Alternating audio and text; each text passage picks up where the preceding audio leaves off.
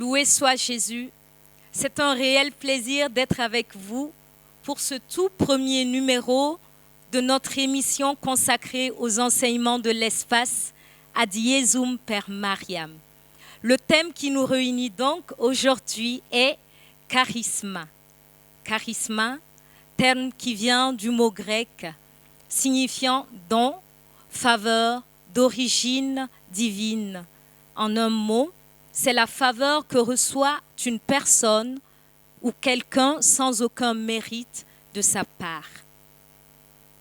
Dans notre émission Charisma, l'accent sera mis sur le cheminement vers la Pentecôte et la personne de l'Esprit Saint à l'œuvre. Il sera question dans un premier temps de la présentation de la fondatrice du mouvement des Vallées de Marie, qui viendra par la suite nous apporter des lumières intérieures sur le thème que nous développerons ensemble. Cette émission que j'ai nommée Charisma sera développée par la Madre bien-aimée du Père, fondatrice et initiatrice du mouvement des Vallées de Marie, qui a pour but d'enseigner et d'édifier le peuple de Dieu et de l'amener à Jésus par Marie. Aujourd'hui, nous avons l'honneur, sinon la grâce, de recevoir sur notre plateau l'une des servantes de Dieu et non pas des moindres. C'est une femme qui est profondément plongée dans le mystère de l'amour du Père par la très sainte Vierge Marie. Sans plus de mystère, nous accueillons sur notre plateau la Madre bien-aimée du Père. Loué soit Jésus.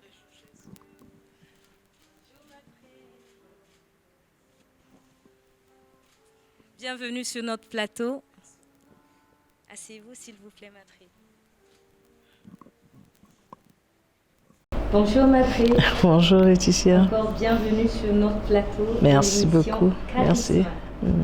Alors, Madre, pourquoi vous avoir appelé bien-aimée du Père? Pourquoi vous êtes-vous donné ce nom, ce prénom, bien-aimé du Père? Nous sommes bien curieux. En fait, je ne me le suis pas donné, je n'avais jamais pensé à ça. Et je pense que le Père, Dieu le Père, il me l'a imposé, comme on impose un scapulaire, comme on impose un rosaire, comme on peut donner la chaîne d'esclavage d'amour. Parce qu'en réalité, la bien-aimée du Père, c'est la très sainte Vierge Marie. Et quand tu vois, par exemple, c'est juste un petit exemple, une mère qui coud son habit, sa robe, et avec un tissu qu'elle aime beaucoup, le tissu de l'amour. Et elle a sa petite fille qui peut-être lui ressemble, ou qu'elle veut qu'elle lui ressemble. Et elle va coudre aussi le même modèle, mon petit modèle, et bien elle va venir donner à sa fille. Et elle va l'attraper, elle sera très fière de sa fille, la fille sera très fière aussi de sa maman. Et donc, c'est pour ça, bien-aimée du Père, pour moi, c'est une signature de la très sainte Vierge Marie, et c'est le Père qui me demande d'être comme elle. Alors, Madre, nous sommes dans les temps pascals. Nous sommes dans les temps pascals qui nous fait monter tout doucement vers la Pentecôte. Et nous avançons doucement vers cette Pentecôte, vers ce grand don de l'Esprit Saint. La personne de l'Esprit Saint, son œuvre qui vient façonner notre vie intérieure. Dites-moi s'il vous plaît, Madre, comment le mouvement des Vallées de Marie se prépare, comment se préparent les fleurs dans ce cheminement vers ce don de l'Esprit Saint, vers l'acquisition du don absolu, du don parfait de l'Esprit Saint. Et dans ce temps pascal, il y a une démarche de Jésus qui nous prend par la main et qui nous mène vers le Saint-Esprit, vers la Pentecôte.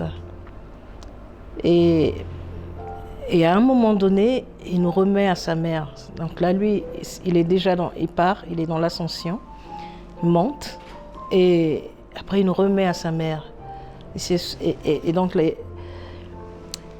les valets de Marie vont vivre ce moment où le Christ nous remet à sa mère pour qu'elle nous enseigne la venue du Saint-Esprit, qu'elle nous enseigne la beauté du Saint-Esprit. Et c'est dans un moment, donc on va revivre toute la vie du Christ à travers le rosaire, le Christ et de sa mère, à travers le rosaire. Donc on va avoir une neuvaine de rosaire avec des invocations de l'Esprit, avec une louange à l'Esprit Saint, pour creuser le désir dans le cœur.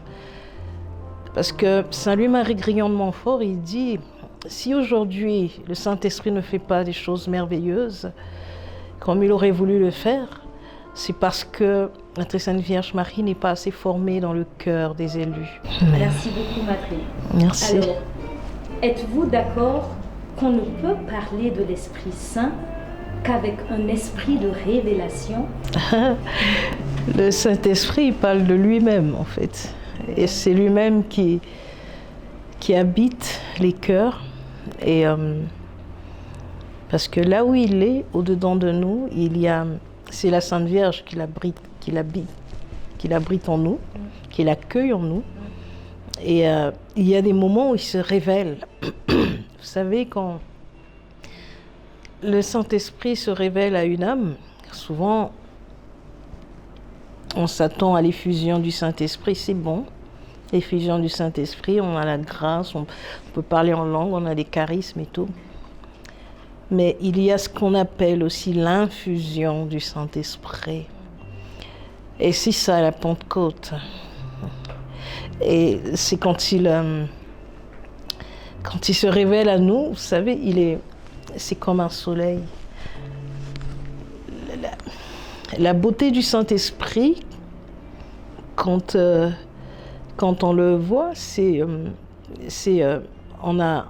on se rend compte qu'on n'est plus je ou moi, mais on est nous. Et le nous, là, qu'on est là, c'est l'humanité entière. Et quand on le rencontre, quand il te regarde, comme à présent il nous regarde, c'est magnifique. Ça rend timide, en fait. Ça rend timide. Et la seule chose qu'on a à dire, c'est pitié, Seigneur, pitié pour nous. Parce que le Saint-Esprit, il est beau, hein, sa présence nous reconstruit, nous reconstitue, en fait. C'est plus que ce qu'on peut penser, les charismes, c'est bien, c'est des dons, c'est que le Seigneur fait pour l'édification de son peuple. Mais quand le Saint-Esprit lui-même vient parler en nous, on devient des agents du Saint-Esprit, on est dans sa société, on connaît nos patrons, notre patron. Et l'insisteur, pour moi, il faut le découvrir. Je pense qu'on a encore, il y a des choses à dire, c'est le Saint-Esprit qu'on pourra aussi dire. Mais il y a une chose que je voudrais qu'on comprenne à propos du Saint-Esprit. Tant qu'on ne travaille qu'avec les charismes, on vit dans le quotidien du monde. Mais quand on se met à être dans son amitié, à être dans son agence, à être dans sa société, être un agent du Saint-Esprit, il y a un monde au-dessus de ce monde. La Jérusalem céleste est juste au-dessus de la terre. Et c'est ce monde-là, c'est ce qui est le quotidien des amis du Saint-Esprit. Et c'est différent, en fait. C'est différent du monde dans lequel on baigne, en fait. Et à propos de l'Esprit Saint que vous venez de magnifier, de nous détailler, ce père franciscain disait aussi que l'Esprit Saint, c'est l'innocence du Père. C'est la douceur de Dieu. C'est beau. C'est aussi se plonger dans cette douceur, dans cette bonté infinie de Dieu, du Père. Et pour finir, il dit que l'Esprit Saint, c'est vraiment accueillir une révélation. C'est aussi accueillir une personne dont on n'a pas idée.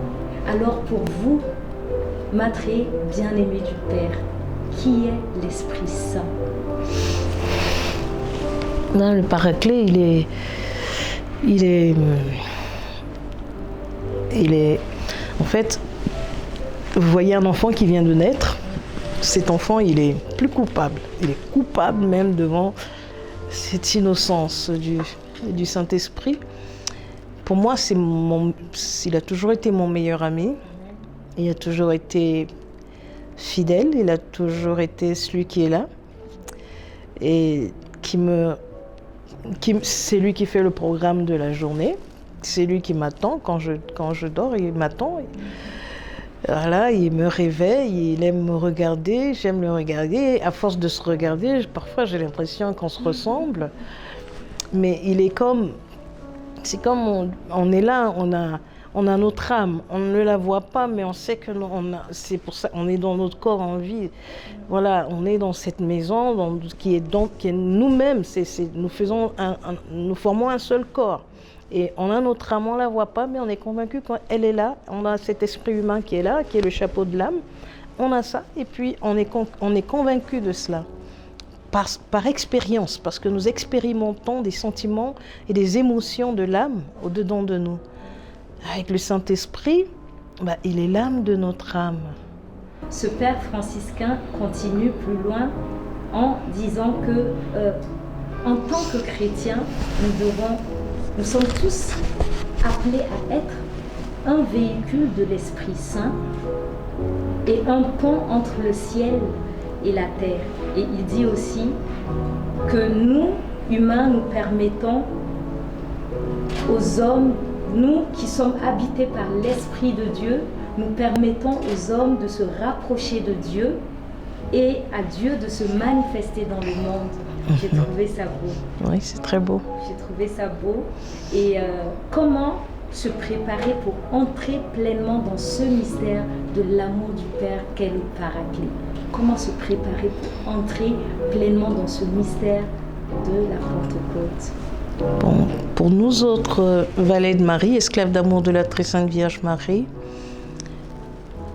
je dirais, en fait, la vraie dévotion, c'est le génie du Saint-Esprit, parce qu'en fait, il révèle ce sacerdoce du cœur pour lequel Jésus est venu. Il a institué le sacerdoce ministériel, mais c'est en vue du sacerdoce du cœur, de ce sacerdoce intérieur. Et vous imaginez un prêtre qui vit aussi son sacerdoce intérieur comme il serait un soleil pour le monde, comme il serait un bonheur pour les âmes, pour Dieu. Il ferait la joie de Dieu. C'est le rêve quand moi j'entends à la messe ceux qui ont fait qui ont fait ta joie sur la terre. Waouh! J'aimerais bien faire la joie du Père aussi sur la terre. Et ça ne se passera qu'avec le Saint-Esprit. Et donc pour se préparer à ça, c'est un cheminement. Je pense que normalement, le valet de Marie qui vit bien ses exercices, et puis avec la neuvaine qu'on va faire, voilà. Mais il faut que l'intention de son cœur soit « Je veux t'accueillir, Seigneur Esprit Saint, je veux te connaître ». L'intention particulière serait « Ouvre mon cœur à ta connaissance, ouvre mon cœur à ta découverte ». Merci beaucoup, Matré.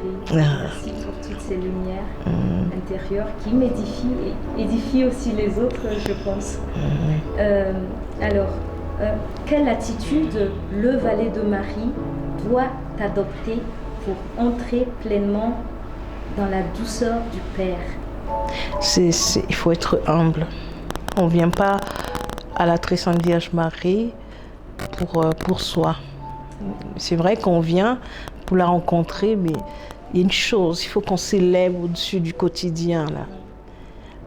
Il faut qu'on s'élève au-dessus de nos demandes, là, pour faire un cœur à cœur, une rencontre personnelle avec la Sainte Vierge. Il faut que nous quittions et que notre intention soit « Je veux te découvrir, je veux te connaître, je veux t'attraper, je veux te... » voilà, je te veux en fait. Voilà, il faut que notre intention, notre amour là, il soit vrai. Voilà. Bien. Amen. Loué soit Jésus. Toujours Jésus. Alors, ça rejoint la dernière question que j'allais vous poser. C'était quel conseil donnez-vous aux fleurs du château de la Très Sainte Vierge Marie, donc de la Reine, en ce moment au Cénacle, en vue de recevoir le Paraclet? Alors, c'est le même conseil, c'est déjà de demander l'ouverture du cœur, en fait. C'est demander l'ouverture du cœur parce que il faut revenir à soi. Il faut être uni à soi-même dans une unification telle que voilà, la lumière jaillisse de partout. Voilà, et ça demande en fait, qu'on se fasse petit. Parce que en fait, si vous voulez, la case de chez la Sainte Vierge, là, la porte elle est basse. Quand tu es trop grand, tu ne peux pas passer. Sinon, tu es obligé de ramper. Oui, voilà. Mais ce qui est bien, c'est que elle est basse, mais elle est en forme. Donc, moi, les dodus, on rentre et puis il n'y a pas trop de problèmes. Merci beaucoup, Madré. Merci beaucoup.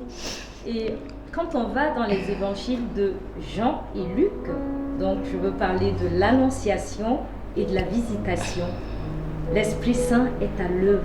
C'est aussi le thème, donc l'Esprit Saint à l'œuvre.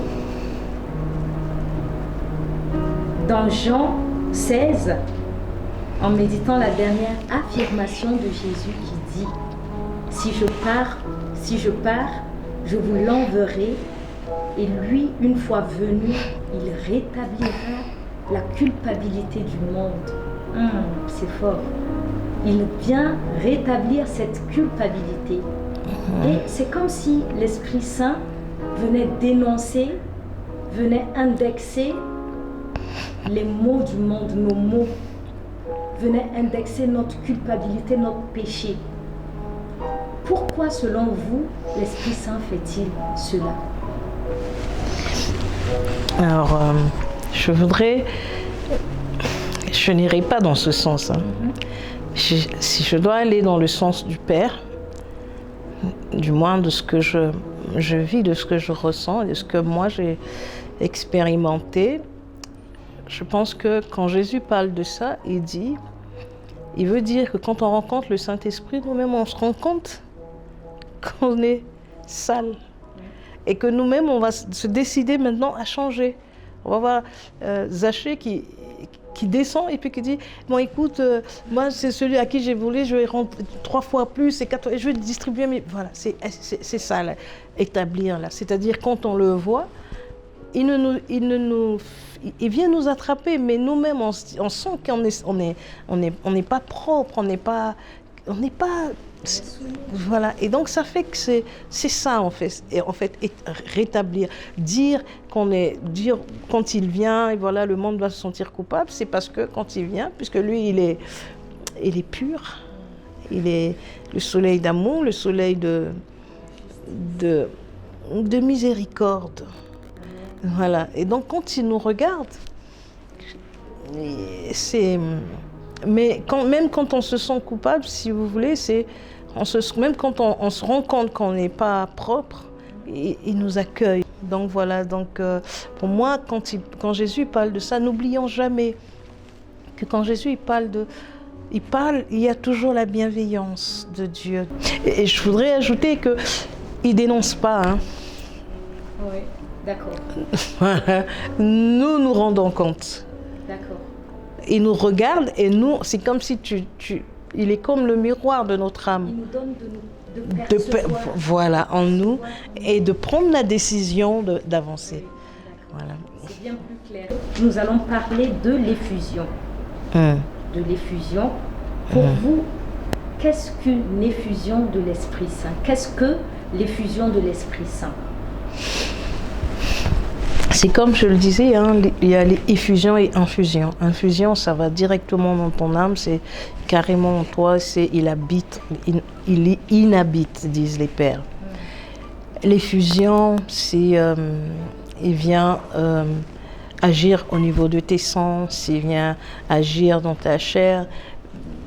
Voilà, il te donne une certaine paix, mais après, c'est des choses qu'il faut développer. Après, mais il faut pas s'attacher au charisme. Il vient pour nous montrer un chemin d'abord, parce que quand le Christ il vient, il dit d'abord la paix soit avec vous. Donc il vient pour nous montrer un chemin. Il vient pour nous apprendre à comprendre le Christ, à comprendre les paroles du Seigneur. C'est d'abord ça. Il faut on demande ce genre de charisme. Et le prophète, c'est d'abord celui qui lit, qui sait faire la lecture des paroles du Seigneur, qui comprend dans la bienveillance du Père ce que le Christ dit, ce que la Bible dit. Donc c'est d'abord ça. Donc pour moi, l'effusion du Saint-Esprit, c'est pour venir nous donner le goût des choses du ciel. Voilà. Loué soit Jésus. Toujours Jésus. Et là, nous atterrissons tout doucement vers la fin de notre première partie de notre émission. Et les 7 dons de l'Esprit Saint que vous connaissez, je vais quand même... je vous laisse... J'y vais? Oui. Merci beaucoup. Qui sont la sagesse, l'intelligence, le conseil, la force, la science, la piété, la crainte de Dieu, la sainte crainte de Dieu. Alors, quels sont les dons les plus importants parmi ces 7 dons? Voilà. Selon vous? Selon moi, le don le plus important, c'est la sagesse, le don de sagesse. Parce que c'est l'aboutissement, en fait, c'est un chemin, hein, tout ce que vous voyez. Jésus dit, je suis le chemin, la vérité et la vie. Donc tout ça, c'est un chemin, c'est pour aboutir à la sagesse. Mais la société du Saint-Esprit, c'est comme un appartement, ou bien c'est comme une grande maison. Et dans cette maison, le plancher, les murs et tout, c'est la crainte de Dieu. Donc parmi les 7 dons, quel est le don le plus puissant? Vous avez tout de suite parlé des dons les plus importants à acquérir. Et quel est celui le plus puissant? La crainte de Dieu. Amen. Merci beaucoup. Alors, comment reconnaître une personne dotée d'un ou des dons de l'Esprit Saint? Je pense qu'il faut y voir son humilité et comprendre que l'humilité, c'est la vérité sur soi-même. Voilà, si je suis amie à quelqu'un, oui, c'est mon ami. Si je suis amie au Saint-Esprit, je dis que c'est mon ami. On est amis, donc il y a cette vérité sur moi-même. Et au fur et à mesure que je suis dans cette humilité, c'est de l'humilité que on cherche tous, hein, l'humilité. Merci beaucoup, Marie. Jésus. Toujours Jésus. Alors là, nous en sommes aux fruits que je vais vite citer, qui sont l'amour, la joie, la paix, la patience, la bonté, la bienveillance, la foi, la douceur et la maîtrise de soi. Avez-vous quelque chose à dire sur les fruits de l'esprit? Alors, au niveau des fruits de l'esprit, je pense que toute personne qui est portée par le Saint-Esprit vit une joie qui est inexprimable, qu'on ne peut pas déchiffrer. On ne comprend pas pourquoi elle est dans la joie malgré les difficultés de la vie. Voilà. Et il y a la joie, il y a cette paix. On peut passer par toutes sortes de choses. Après, il y a une paix au-dedans de nous. Et c'est cette paix, cette joie qui sont pour moi la preuve que le Saint-Esprit est quelque part dans cette âme. Parce que la joie est un miracle. Hein. La joie du Seigneur est un miracle. C'est vraiment un miracle. Voilà. Loué soit Jésus. Toujours Jésus. Merci infiniment, Matré. Merci à vous. Merci à toi, Lette. Édifié à travers vos réponses et vos enseignements. Nous passons à la seconde partie de notre émission que j'ai nommée Dos à dos. Oui, soit Jésus. Toujours Jésus. On passe sur D'accord. le plateau suivant.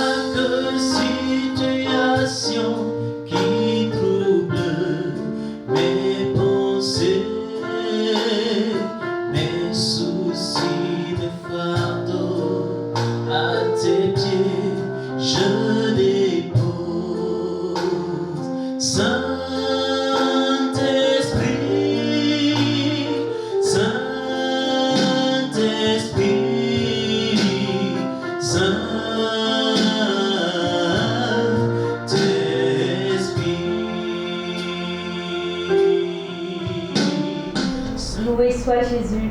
Toujours Jésus. Je vous proposerai donc, pendant quelques petites minutes, des mots sur lesquels vous allez réagir de façon extrêmement libre et spontanée. D'accord. Cela vous convient, Madrid? Oui, ça peut aller, Laetitia. Alors, le principe de cette émission, comme je vous le disais tantôt, on vous propose des mots, à charge à vous de réagir librement. D'accord. Alors, le mot transcendance. La transcendance, pour moi, c'est...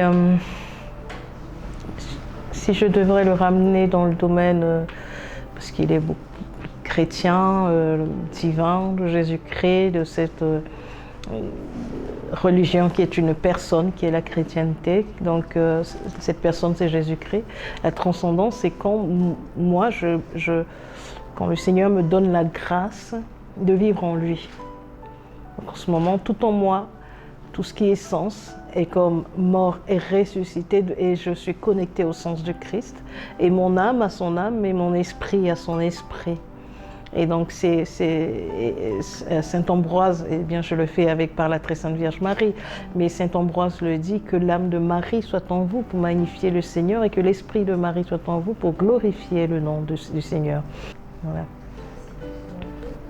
Loué soit Jésus. Toujours Jésus. Le mot dextérité. C'est quelque chose qui se fait de manière aisée, facile. Et c'est comme quand tu as la grâce, hein, ça coule. Hein. Ça coule, comme on dirait, les barbes d'Aaron, sur la barbe d'Aaron. Donc c'est quelque chose qui suinte, qui est là, qui est le surnaturel devient naturel. En fait, je fais les choses avec. Je suis toujours dans le domaine du Seigneur, de cette mystique mariale où il y a une grâce. Hein, c'est la mère de la grâce. Saint Louis-Marie Grignon de Montfort dit celui qui a trouvé Marie a trouvé la grâce. Donc on fait les choses avec une telle aisance, avec un naturel merveilleux, et ça touche forcément les cœurs parce que ça vient du cœur. Merci beaucoup, ma fille. Le mot amour. L'amour. Pour moi, l'amour, c'est quand je plonge dans le cœur de Dieu et que Dieu aussi plonge dans mon cœur. J'ai toujours été émerveillée par le regard que Dieu a sur moi, sur quelqu'un, sur les gens, parce que je sais que le même regard qu'il a sur moi, il l'a sur l'autre. Et donc pour moi, l'amour, c'est ce risque de plonger, d'aller dans cette aventure merveilleuse avec celui que mon cœur aime. Loué soit Jésus. Toujours Jésus. Le mot défenseur. Défenseur, c'est... Alors, on verra tout ça, amour, défenseur, c'est le Saint-Esprit, le Paraclet, qui me défend de moi-même. Hein. parce que je suis moi-même souvent mon propre pagailleur, mon propre ennemi, mon propre palabreur. Mais il me défend de moi et il me défend aussi des choses extérieures. Mais la plus grande force qu'il use, là où il use beaucoup, c'est il me défendre de moi-même parce que je ne suis pas facile, je pense. Voilà. Merci beaucoup, Matré. Le mot consolation. Et ça me console qu'il soit mon défenseur, qu'il soit le défenseur de chacun de nous. Parce que là, ça me console de savoir que je ne dépends pas de moi et que tout en moi ne dépend que du Saint-Esprit qui vient tout faire en fait, qui vient me porter et qui vient m'aimer, qui vient me défendre et pour moi le consolateur c'est celui qui il va mettre son doigt là où ça ne va pas pour redonner à nos cellules qui sont, parce que quand je parle du Saint-Esprit je parle jusqu'au noyau de la petite cellule qu'on peut avoir dans son corps, hein. Voilà, donc il va jusque-là, jusqu'à cet endroit qui n'est pas correct, il va arranger tout pour apporter la paix dans tout notre être. Et pour moi, voilà, la consolation, c'est ça, c'est quand je sens la paix du Saint-Esprit en moi, la paix du Christ en moi. Le mot fragilité. La fragilité, pour moi, c'est... j'ai beaucoup de fragilité, par exemple, j'ai beaucoup de choses que je ne sais pas faire. Et ça, ce sont des fragilités, mais c'est la frontière que Dieu met en moi pour m'ouvrir aux autres.